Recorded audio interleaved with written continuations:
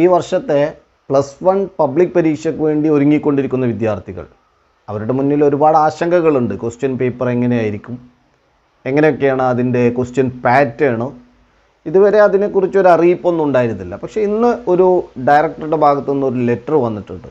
നമ്മൾ നേരത്തെ ഡിസ്കസ് ചെയ്തതുപോലെ തന്നെയാണ്, ചെറിയ മാറ്റങ്ങളൊക്കെ ഉണ്ട്. മുൻ വർഷങ്ങളിലെ ക്വസ്റ്റ്യൻ പേപ്പറുകൾ +1 +2 ക്വസ്റ്റ്യൻ പേപ്പർ പാറ്റേൺ കാണാത്ത വിദ്യാർത്ഥികളാണ്. 31-ാം തീയതി മുതലാണ് അവരുടെ മോഡൽ എക്സാമിനേഷൻ. നിങ്ങൾ വീട്ടിലിരുന്ന് എഴുതുകയാണ്. അതൊരു വേറിട്ടൊരു മാറ്റമാണ്. പക്ഷേ സെപ്റ്റംബർ 6-ാം തീയതി മുതൽ പൊതുപരീക്ഷയിലേക്ക് കടക്കുകയാണ് +1 വിദ്യാർത്ഥികൾ.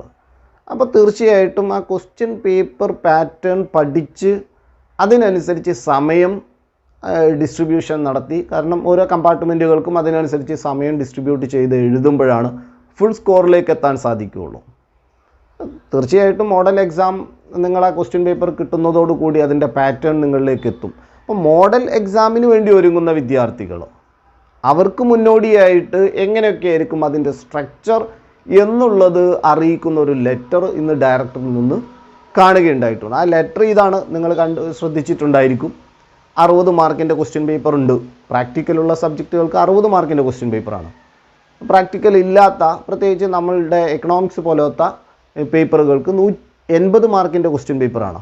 അപ്പോൾ 80 മാർക്കിൻ്റെ ക്വസ്റ്റ്യൻ പേപ്പറിൽ 160 മാർക്കിനുള്ള ക്വസ്റ്റ്യൻ ഉണ്ടായിരിക്കും. ഇവിടെ ഈ ലെറ്റർ പറയുന്നത് പ്രകാരം 80 മാർക്കിൻ്റെ ക്വസ്റ്റ്യൻ പേപ്പറിൽ 160 മാർക്കിനുള്ള ക്വസ്റ്റ്യൻസ് ഉണ്ടായിരിക്കും. എന്ന് പറയുമ്പോൾ ക്വസ്റ്റ്യൻസിൻ്റെ എണ്ണം കുറച്ച് കൂടും. എന്നാൽ അതേസമയം ഫോക്കസ് ഏരിയയെ മാത്രം കോൺസെൻട്രേറ്റ് ചെയ്ത് കഴിഞ്ഞാൽ മുഴുവൻ സ്കോറും നേടാൻ സാധിക്കും, ഒരു ഉയർന്ന സ്കോർ നേടാൻ സാധിക്കും. ആ രീതിയിലാണ് ക്വസ്റ്റ്യൻ പേപ്പറിനെ ക്രമപ്പെടുത്തുന്നതെന്നും ഓരോ കമ്പാർട്ട്മെൻറ്റുകളിലും, അതായത് 1 മാർക്കിൻ്റെ 2 മാർക്കിൻ്റെ 3, 4, 5 അങ്ങനെ 8 അങ്ങനെയുള്ള മാർക്കിനുള്ള ക്വസ്റ്റ്യൻസിൽ കൂടുതൽ ക്വസ്റ്റ്യൻസ്, ചോയ്സുകൾ കൂടുതൽ നൽകി അതിൽ നിന്ന് അനുവദിച്ച, ഇപ്പോൾ 4 മാർക്കിൻ്റെതിൽ 5 ക്വസ്റ്റ്യൻ ആണ് എഴുതേണ്ടതെങ്കിൽ 4 മാർക്കിൻ്റെതിൽ 8 ക്വസ്റ്റ്യൻ നൽകിയിട്ട്, അല്ലെങ്കിൽ 10 ക്വസ്റ്റ്യൻ നൽകിയിട്ട് അതിൽ നിന്ന് 5 ക്വസ്റ്റ്യൻ തിരഞ്ഞെടുത്തെഴുതാം. അത് ഏത് എഴുതണമെന്ന് വിദ്യാർത്ഥിയുടെ ഓപ്ഷനാണ്, ഏത് വേണമെങ്കിലും എഴുതാം. ഇനി അതിൽ നിന്ന് കൂടുതൽ ക്വസ്റ്റ്യൻസ് എഴുതിയാൽ 5 എണ്ണം എഴുതേണ്ടതുള്ളൂ. അതിൽ നിന്ന് 8 എണ്ണം എഴുതി കഴിഞ്ഞാൽ ഏറ്റവും കൂടുതൽ സ്കോർ ലഭിക്കുന്ന 5 എണ്ണം ഏതാണോ അത് പരിഗണിക്കും. ഇങ്ങനെ ഓരോ കമ്പാർട്ട്മെൻറ്റുകളെയും നിശ്ചിത ക്വസ്റ്റ്യൻസ് എഴുതണമെന്നും അതിൽ ഒരുപാട് ക്വസ്റ്റ്യൻസ് തന്നുകൊണ്ട് അതിൽ നിന്ന് കൃത്യമായിട്ട് തിരഞ്ഞെടുത്തുകൊണ്ട് ഏറ്റവും നന്നായി പെർഫോം ചെയ്യാൻ പറ്റുന്ന ക്വസ്റ്റ്യൻസ് എഴുതുക, ആ രീതിയിലുള്ള ക്വസ്റ്റ്യൻ പേപ്പറാണ് നിങ്ങൾക്ക് മുന്നിൽ 31-ാം തീയതി മുതൽ നടക്കുന്ന മോഡൽ എക്സാമിനേഷനിലും തുടർന്ന് സെപ്റ്റംബർ 6-ന് നടക്കുന്ന പബ്ലിക് എക്സാമിനേഷനിലും പ്രതീക്ഷിക്കേണ്ടത് എന്നൊരു ലെറ്ററാണ് ഇന്ന് പുറത്തു വന്നിരിക്കുന്നത്. നേരത്തെ ഒരു സൂചനകളൊക്കെ ഉണ്ടായിരുന്നു, നമ്മളുടെ ക്ലാസ് റൂമിലൂടെ നമ്മളത് പങ്കുവെച്ചതാണ്. അപ്പോൾ തീർച്ചയായിട്ടും 31-ാം തീയതി മുതൽ വീട്ടിലിരുന്ന് പരീക്ഷയ്ക്ക് വേണ്ടി തയ്യാറെടുപ്പ് നടത്തുന്ന +1 വിദ്യാർത്ഥികൾ 60 മാർക്കിൻ്റെ ക്വസ്റ്റ്യൻ പേപ്പറിന് എഴുതുന്നവർക്ക് 120 മാർക്കിനുള്ളതും 80 മാർക്കിൻ്റെ പ്രാക്ടിക്കൽ ഇല്ലാത്ത സബ്ജക്റ്റുകൾ എഴുതുന്നവർക്ക് 160 മാർക്കിനുള്ള ക്വസ്റ്റ്യൻസും ക്വസ്റ്റ്യൻ പേപ്പറിൽ ലഭ്യമായിരിക്കും. അതേസമയം ഓരോ കമ്പാർട്ട്മെൻറ്റുകളിലും നിങ്ങൾക്ക് മാക്സിമം എഴുതാവുന്ന ക്വസ്റ്റ്യൻ എണ്ണം അത് ക്ലിപ്തപ്പെടുത്തിയിരിക്കും. അതിനപ്പുറമുള്ളത് എഴുതുമ്പോൾ തീർച്ചയായിട്ടും അതിൽ ഏറ്റവും നന്നായി പെർഫോം ചെയ്തിട്ടുള്ള, ഏറ്റവും നന്നായി സ്കോർ ലഭിച്ചിട്ടുള്ള ആ ലിമിറ്റഡ് നമ്പറുകൾക്ക് മാർക്ക് ലഭിക്കുകയുള്ളൂ.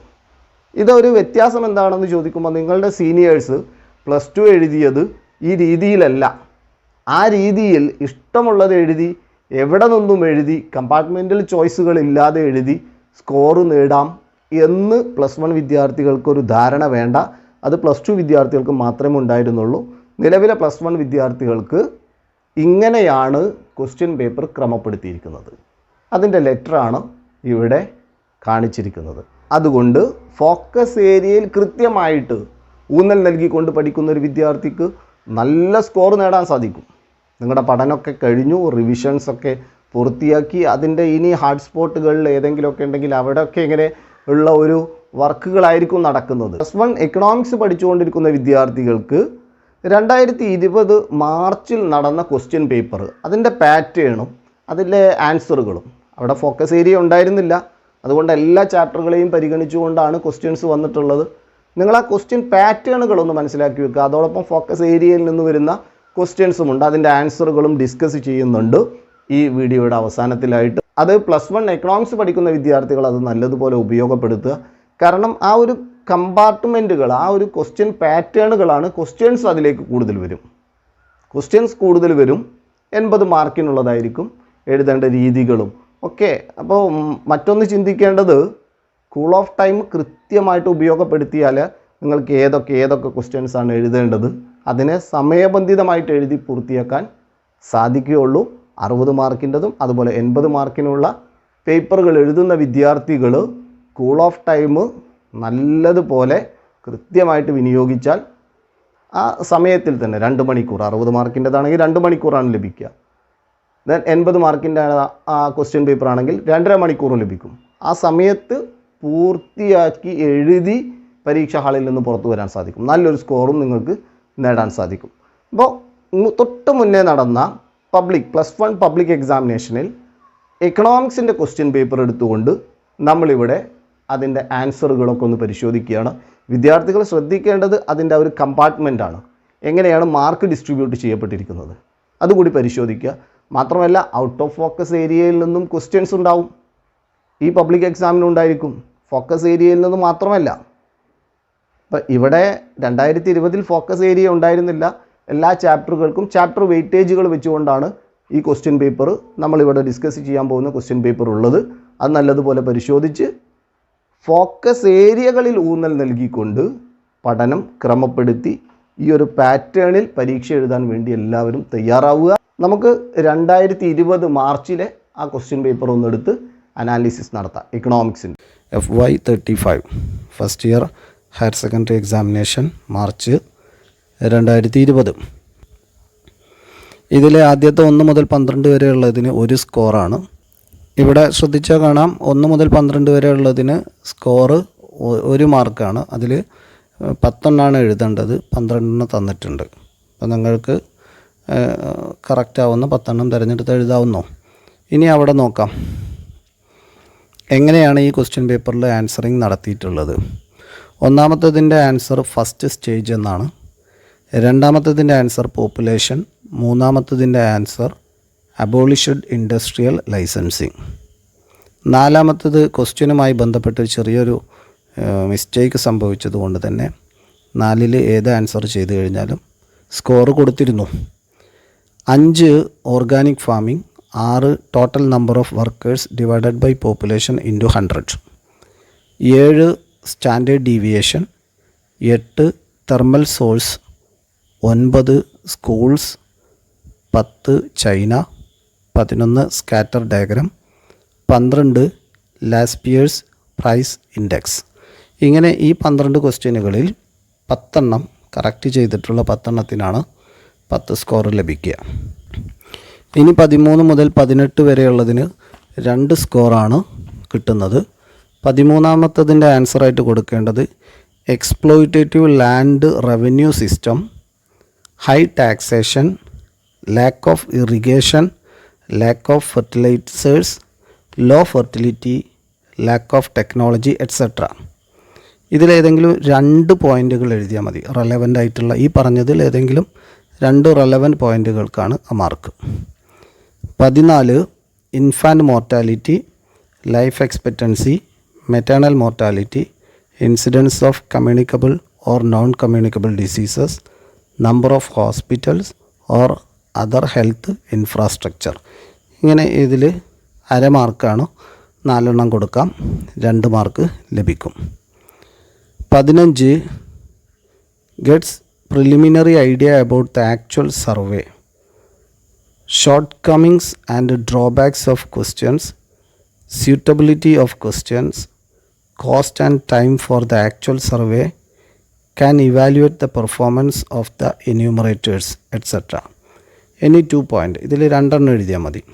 Preliminary idea about actual survey എന്നോ shortcomings of drawbacks of questions അങ്ങനെ പറയുന്ന 15ാമത്തെ ക്വസ്റ്റ്യൻസ് നോക്കിക്കഴിഞ്ഞാൽ അറിയാലോ.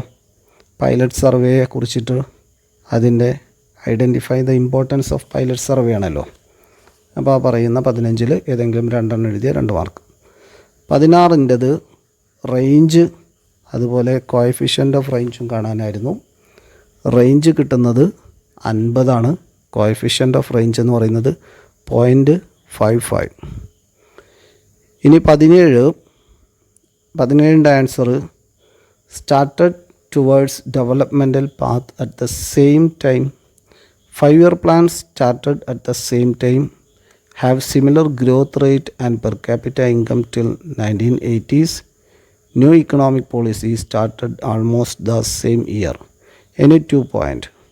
അപ്പോൾ 17നെ സംബന്ധിച്ചിടത്തോളം developmental strategies of India, Pakistan and China comparison ആയിരുന്നു. Started towards developmental path at the same time. 5-year plans started at the same time. Have similar growth rate and per capita income till 1980s.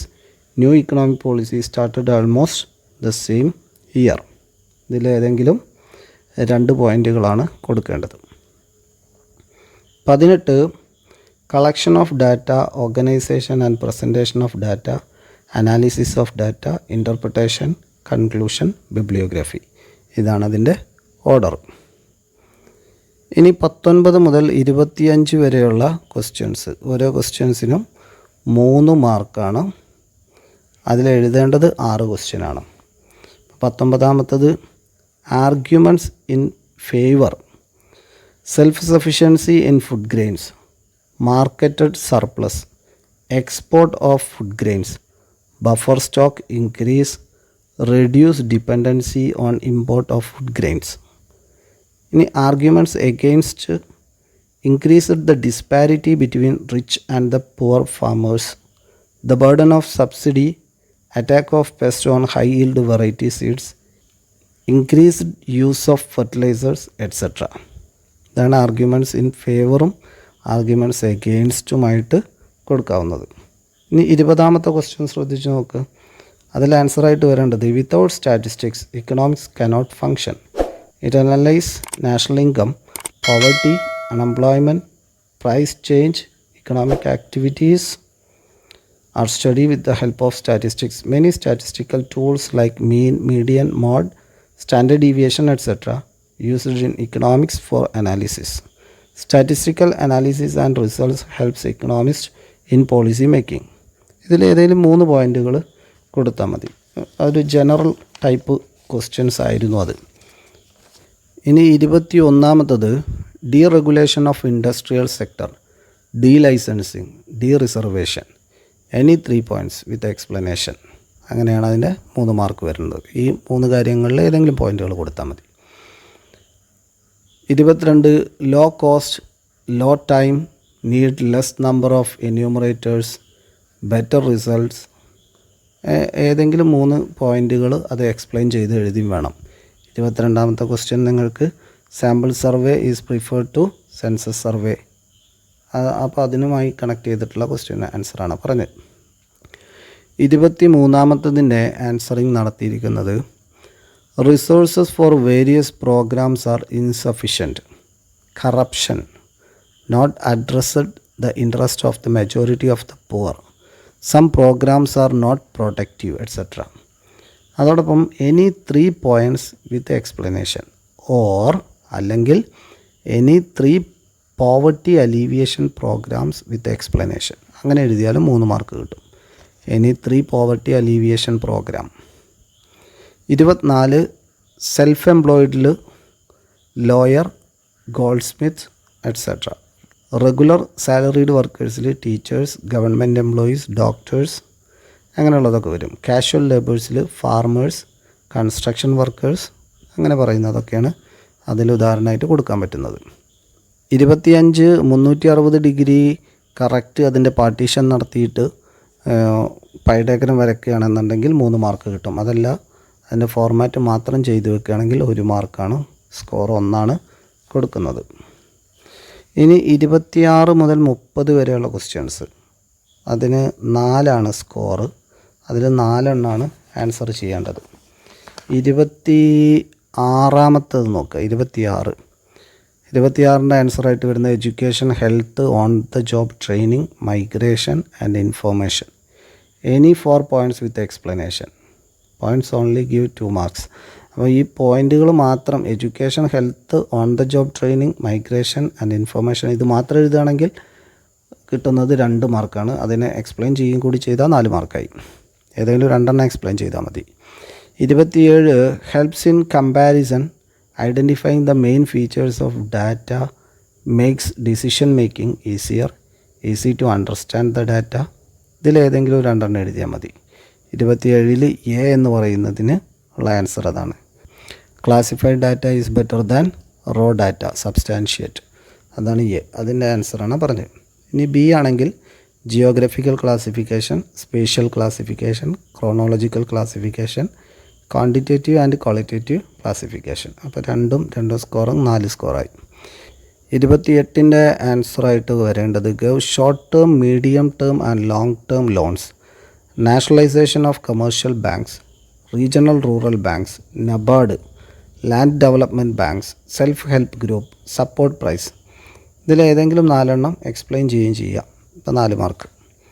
ഇനി 29 answer വരുന്നത് 0.7 ആണ്. അതിൻ്റെ formula calculation process.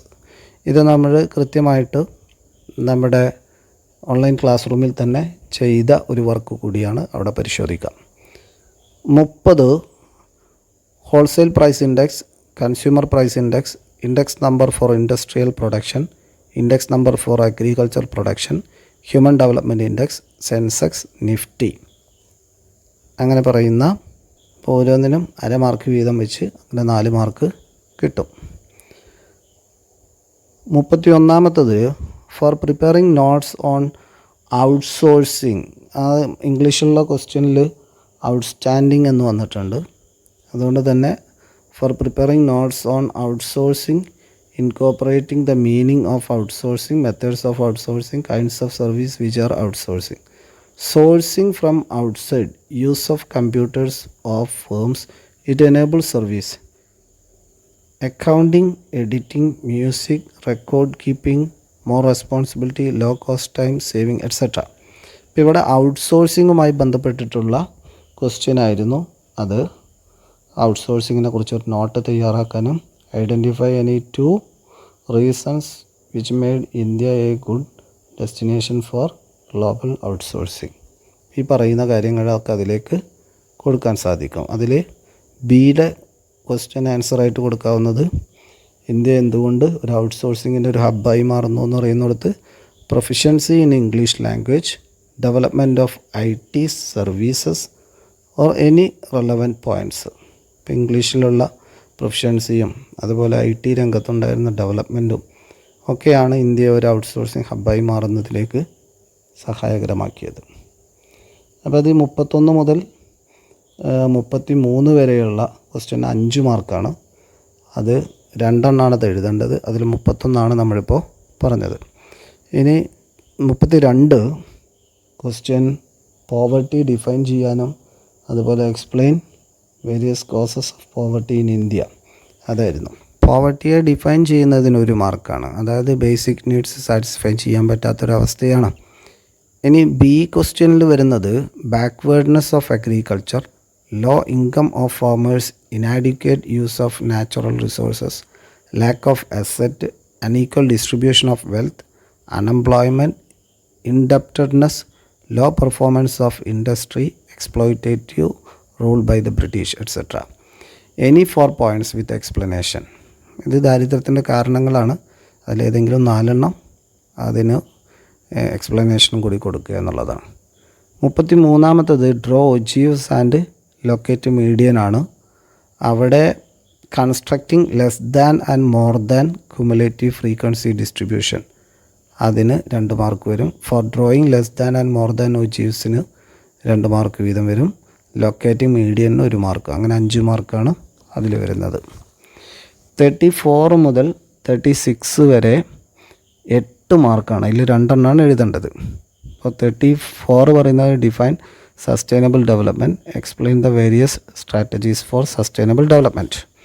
34 answer വരിക any relevant definitions of sustainable development.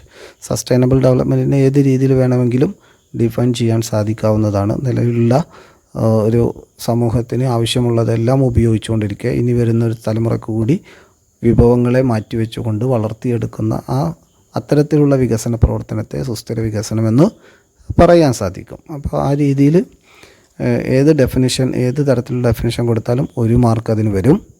പിന്നീട് 7 score വരുന്നത് എന്താണ്? സ്ട്രാറ്റജീസാണ്. Use of non conventional sources of energy, use of LPG, biogas, CNG use in urban areas, wind energy, solar energy, tidal power, use of photovoltaic cell, mini hydel power plants, eco-friendly pest control measures, use of traditional knowledge, biopest control, mixed cropping, reducing the use of chemical fertilizers. ഇങ്ങനെ പറയുന്നതിൽ ഏത് വേണമെങ്കിലും ഒരു 7 കാര്യങ്ങൾ അതിൽ strategy ആയിട്ട് ഉൾപ്പെടുത്താം. അപ്പോൾ ടോട്ടൽ 8 മാർക്ക് കിട്ടും. ഇനി 35-ാമത്തത് മീൻ മീഡിയൻ മോഡ് കാണാനാണ്. കണ്ടിന്യൂസ് സീരീസിലാണ്. മീൻ കിട്ടാവുന്നത് 32.6, മീഡിയൻ കിട്ടുന്നത് 32.85, മോഡ് 34. അപ്പോൾ മീൻ കാൽക്കുലേറ്റ് ചെയ്ത് കഴിഞ്ഞാൽ 3, മീഡിയന് 3, മോഡിന് 2, അങ്ങനെ ടോട്ടൽ 8. അവിടെ കൃത്യമായി വരച്ച് ഇക്വേഷൻസൊക്കെ കൊടുത്ത് സ്റ്റെപ്പുകളൊക്കെ പൂർത്തിയാക്കി ചെയ്യുമ്പോഴാണ് ഫുൾ സ്കോറിലേക്ക് വരിക. ഇവിടെ mean median measures of central ടെൻഡൻസിയിൽ നമ്മുടെ ക്ലാസ് റൂമിൽ തന്നെ വിശദമായിട്ട് ചെയ്തിട്ടുണ്ട് ഈ വർക്കുകൾ. അവിടെ പരിശോധിക്കാം. 36 calculate quartile deviation and coefficient of quartile deviation, identifying A merit and defects of quartile deviation. ഇവിടെ Q1 അതിൻ്റെ ഫോർമുല, ഇതൊരു കണ്ടിന്യൂസ് സീരീസിലാണ് തന്നിട്ടുള്ളത്. അപ്പോൾ Q1 കിട്ടുന്നത് 20 ആണ്. Q3 ലഭിക്കുന്നത് 38.33 ആണ്. ക്വാർട്ടൈൽ ഡീവിയേഷൻ കിട്ടുന്നത് 9.16, കോഎഫിഷ്യൻ്റ് ഓഫ് ക്വാർട്ടൈൽ ഡീവിയേഷൻ കിട്ടുന്നത് 0.31 ഓർ 31%. ഇവിടെ Q1 കാൽക്കുലേറ്റ് ചെയ്യാനറിയാം. n/4 അല്ലേ ഇവിടെ തരംതിരിക്കുന്നു. ദെൻ L+n/4 - EF/F × H എന്ന് പറയുന്നതിലൂടെ Q1 കാൽക്കുലേറ്റ് ചെയ്യും. ഇത് നമ്മൾ മെഷേഴ്സ് ഓഫ് ഡിസ്പേർഷൻ എന്ന് പറയുന്ന ചാപ്റ്ററിൽ നമ്മുടെ ഓൺലൈൻ ക്ലാസ് റൂമിൽ തന്നെ വിശദമായിട്ട് അത് ചെയ്തിട്ടുണ്ട്. അത് പരിശോധിക്കാം. ആൻസർ കിട്ടുന്നത് Q1 20, Q3 38.33, quartile deviation 9.16, coefficient of quartile deviation 0.31. ഈ രീതിയിലുള്ള ക്വസ്റ്റ്യൻസ് ആയിരുന്നു 2020 മാർച്ചിലെ പബ്ലിക് എക്സാമിനേഷനിൽ +1 എക്കണോമിക്സിലുണ്ടായിരുന്നത്. പക്ഷേ ഈ വർഷം പബ്ലിക് എക്സാം എക്കണോമിക്സ് എഴുതുന്ന വിദ്യാർത്ഥികളെ സംബന്ധിച്ചിടത്തോളം 9 ചാപ്റ്ററുകളാണ് ഫോക്കസ് ഏരിയ ആയിട്ട് തന്നിരിക്കുന്നത് അല്ലേ. ഇന്ത്യൻ ഇക്കോണമിയിലെ 4, സ്റ്റാറ്റിസ്റ്റിക്സിൽ നിന്ന് ഒരു 5 ചാപ്റ്ററുണ്ട്. ആ 9 ചാപ്റ്ററുകൾ നല്ലതുപോലെ ക്രമപ്പെടുത്തി കഴിഞ്ഞാൽ നിങ്ങളുടെ മുന്നിൽ കിട്ടുന്ന ക്വസ്റ്റ്യൻ പേപ്പറിൽ നിന്ന് 100% സ്കോറും നിങ്ങൾക്ക് നേടാൻ സാധിക്കും. ആ രീതിയിലായിരിക്കും ക്വസ്റ്റ്യൻസിൻ്റെ എണ്ണം കൂടുതലുണ്ടായിരിക്കും. പക്ഷേ കമ്പാർട്ട്മെൻറ്റൽ ചോയ്സുകൾ കൂടുതൽ കിട്ടുന്നത് കൊണ്ട് തന്നെ അവിടെ നിങ്ങൾക്ക് ഏറ്റവും നല്ലതുപോലെ പ്രസൻറ്റ് ചെയ്യാൻ പറ്റുന്ന ക്വസ്റ്റ്യൻസ് എടുത്തുകൊണ്ട് നിങ്ങൾക്ക് അവിടെ എഴുതാനും സാധിക്കും. നല്ലൊരു സ്കോർ നിങ്ങൾക്ക് നേടാൻ സാധിക്കട്ടെ. Okay, by.